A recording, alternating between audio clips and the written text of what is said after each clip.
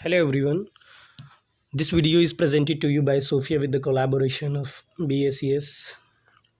Last video में हम introduction to trigonometry कर चुके थे और हम सारी बेसिक बातें कर चुके थे जो एक्सरसाइज 8.1 से रिलेटेड है। अब हम एक्सरसाइज 8.1 को स्टार्ट करने जा रहे हैं। आई होप आप इसको इजीली समझ पाएंगे। तो जैसा कि हम बता चुके हैं कि इसके अंदर जितने भी क्वेश्चंस होंगे ना, ज़्यादातर मोस्टली वो राइट एंगल ट्रायंगल पर ही बेस्ड होंगे। तो अब हम क्वेश्चन 1 पढ़ लेते हैं। 8.1 का क्वेश्चन 1 आप लोग एक बारी बुक में देख लीजिए। उसमें क्या बोल रहा है, एक राइट एंगल ट्रायंगल है जो कि बी पर राइट एंगल यानी 90 डिग्री जो बन रहा है उसका बी पर है। तो बी यहाँ लेंगे हम और ये 90 डिग्री। अब आप ए यहाँ भी लिख सकते हो, ए यहाँ भी लिख सकते हो, आपकी मर्ज़ी है। तो ए मैं यहाँ ले लेता हूँ, सी मैं यहाँ ले सकता हूँ, मर्ज़ी आपकी। आप ए यहाँ भी ले सकते हैं, सी यहाँ भी ले सकते हैं। अब इसने बोला कि जो ए बी की वैल्यू यानी जो ए बी है, ये ए बी की जो लंबाई है वो 24 है, ठीक है, 24 सेंटीमीटर आपको दी हुई है। और बी सी की जो है वो 7 दी हुई है। क्लियर है मेरी बात।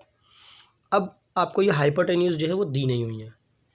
अब आपसे इसने बोला है, फर्स्ट पार्ट में इसने बोला है कि साइन ए निकालिए, ठीक है, और कॉस ए निकालिए, यानी साइन ए की वैल्यू चाहिए मुझे और कॉस ए की वैल्यू चाहिए। फिलहाल फर्स्ट पार्ट में ये दो वैल्यूज़ चाहिए। अब आपको याद होगा साइन ए निकालने के लिए साइन थीटा, ए मतलब आप ए, कई बार वो ए बोलेगा, कई बार बी बोलेगा, कई बार सी बोलेगा, कई बार थीटा बोलेगा, कुछ भी बोलेगा, पी बोलेगा, क्यू बोलेगा। साइन पी की वैल्यू निकालो, साइन टी की वैल्यू निकालो। तो जो ए है ना वो हमारा एंगल ही है, ठीक है, यानी ये है वो चीज़ साइन ए। देख रहे हो, क्लियर है। तो आप लोगों को नॉर्मली क्या करना है, ए पर आपको थीटा बना लेना है, यानी ये मेरा थीटा होगा, यानी ये मेरा एंगल होगा, सिंपल सी बात। और आपको पता है कि 90 के सामने वाली ये क्या है, हाइपोटेन्यूज। और जो ए पर बन रहा है यानी ए, ये वाली साइड पर जो बन रहा है ए, एंगल यहाँ बन रहा है ना, तो एंगल यहाँ बन रहा है, जिस पर एंगल बनता है वो मेरा होता है बेस, आधार। यानी ये हो गया कर्ण, ये हो गया आधार और ये हो जाएगा लंब।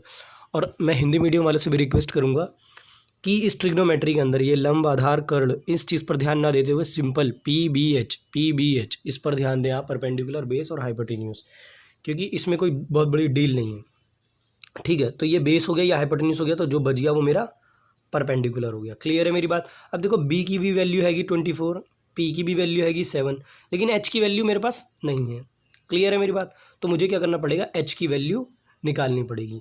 अब एच की वैल्यू निकालने के लिए आपको याद होगा कि ये बी भी हैगा, पी भी हैगा, एच की वैल्यू यानी यूजिंग पाइथागोरस, है ना भाई। इस ट्राइंगल के अंदर अगर हम पाइथागोरस यूज़ करें तो बोले ज़रा पाइथागोरस क्या होगी, ए सी का square is equals to A B का स्क्वायर प्लस बी सी का स्क्वायर, ठीक है। अब ए सी कितनी है, ए सी है नहीं हमारे पास, ए सी एच है तो एच ही रहेगी।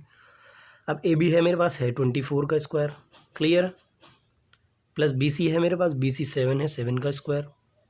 ये हमने कई बार 9th क्लास में किया है पाइथागोरस थ्योरम। आप इसको तो हाइपोटेन्यूज को यानी कर्ण की वैल्यू निकाल ही लोगे। अब देखो 24 का स्क्वायर, इसका मतलब तो आपको जानते हो 24 का स्क्वायर यानी 24 इंटू 24। अब जब हम इन दोनों की मल्टीप्लाई करेंगे तो कितना आएगा, 576 आ जाएगा। तो इन दोनों को मल्टीप्लाई किया हमने तो कितना आ गया हमारा 576, प्लस ऐसे ही 7 का स्क्वायर यानी 7 इंटू 7, 7 का स्क्वायर 49 हो गया। अब हम इन दोनों को ऐड करेंगे तो ऐड करने पर हमें क्या आएगा 625 यानी 625 आ गया। और बराबर में हमारा हाइपोटेन्यूज का स्क्वायर चलता हुआ आ रहा है। अब आपको पता होगा ये वाला जो स्क्वायर होता है ये इसके ऊपर आकर के रूट बन जाता है। जिन बच्चों को नहीं भी पता है तो कोई इशू नहीं है इसमें, हम इधर के स्क्वायर को इसके ऊपर रूट बना देते हैं, ठीक है। तो ये रूट बन जाता है। अब आपको पता होगा इस रूट से कैसे बाहर निकालते हैं, इसके पेयर बनाते हैं। यानी इस ये जो 625 है, मैं इसको रफली बताता हूँ आपको कि जब इसको हमको बाहर निकालना होता है तो हम क्या करते हैं, 625 को अंदर रखेंगे। अब इसके फैक्टर करेंगे और देखो ये किसी के टेबल में भी नहीं जा रहा, ना 2 के ना 3 के, सीधा 5 में जाएगा। तो 5 से करेंगे आप तो ये 125 पर चला गया, फिर 5 से करेंगे आप तो ये 25 पर चला गया, फिर 5 से करेंगे आप तो ये 5 पर चला गया, फिर 5 से करेंगे आप तो ये 1 पर चला गया। अब देखो इसके कितने पेयर बन गए, एक ये एक ये। जिन बच्चों को स्क्वायर रूट से बाहर निकालना नहीं आता है वो वीडियो देख लें एक, जिसमें स्क्वायर रूट से बाहर निकाला जाता है यूट्यूब पर, ठीक है, ताकि आपको इन क्वेश्चंस के अंदर ईजी हो जाए। क्योंकि ये जो चीज़ें हम कर रहे हैं ये 6th 7th क्लास की है, ठीक है। तो देखो ये पेयर बाहर आ गया, एक 5 यहाँ से बाहर आया, एक 5 यहाँ से बाहर आया, तो ये 25 हो गया हमारा। क्लियर है मेरी बात। तो एच की वैल्यू कितनी आ गई, 25 आ गई। तो हाइपोटेन्यूज हम निकाल चुके, यानी कितनी आ गई एच की वैल्यू 25। 5 आ चुकी है। अब आपको पता है साइन थीटा की, यानी साइन थीटा या साइन ए, इसकी वैल्यू क्या होती है, साइन की वैल्यू क्या होती है, याद करो, पंडित बद्रीनाथ पंडित हर हर बोले, यही था ना हमारा, पंडित बद्रीनाथ पंडित हर हर बोले। तो आपको याद होगा ये साइन की थी, ये कॉस की और ये टेन की। तो साइन के लिए क्या होता है, p/h। तो लगाओ ज़रा p/h। तो p की वैल्यू बोलो ज़रा कितनी है, p की वैल्यू है 7/h, h की वैल्यू कितनी है 25।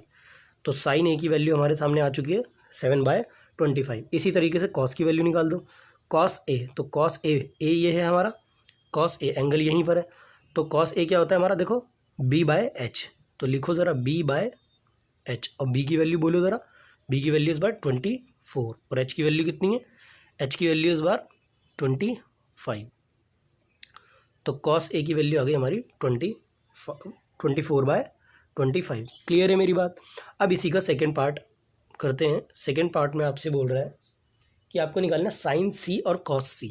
साइन सी की वैल्यू चाहिए और कॉस सी की वैल्यू चाहिए। तो मैं इस तरीके में, जब आपका एंगल बदल जाए ना एक ही क्वेश्चन के अंदर, देखो यहाँ पर जैसे साइन ए था तो हमने ए पर एंगल बनाया था, तो अब आप क्या करो, दोबारा से ट्राइंगल बना लो, कहीं पर भी बना लो, दोबारा से ट्राइंगल बना लो। ये हमारा ए, ये हमारा बी, ये हमारा सी। अब देखो वो बोल रहा है सी पर एंगल, यानी सी पर थीटा है तुम्हारा, तो यहाँ पर थीटा बना कर देख लो, ठीक है। तो मैंने बोला था कि 90 डिग्री के सामने वाली तो हमेशा हाइपोटेन्यूस, ये तो आपकी हाइपोटेन्यूस ही रहने वाली है। अब ये देख रहे हो जिस पर एंगल बन रहा है, ठीक है, ये हमारी बेस हो गई। अब ये बेस हो गई है ना, यहाँ पर एंगल बन रहा है ना इस पर, तो हमारी ये बेस हो गई और परपेंडिकुलर हमारा ये हो गया, ठीक है। अब देखो हाइपोटेन्यूस कितनी है 25 है, लिखो। अब देखो बेस कितना है, बेस कितना है 24, बेस दिया हुआ है ना हमें। अब यहाँ पर बेस जो था 24 था, लेकिन यहाँ पर देखो नीचे वाला कितना है 7 ही था। क्लियर है मेरी बात, क्योंकि BC इसने आपको, अगर आप क्वेश्चन में पढ़ेंगे तो BC 7 दिया हुआ है, तो यहाँ पर हमारा 7। और देखो P की वैल्यू कितनी हो जाएगी 24। अच्छा AB की वैल्यू 24 दी हुई है।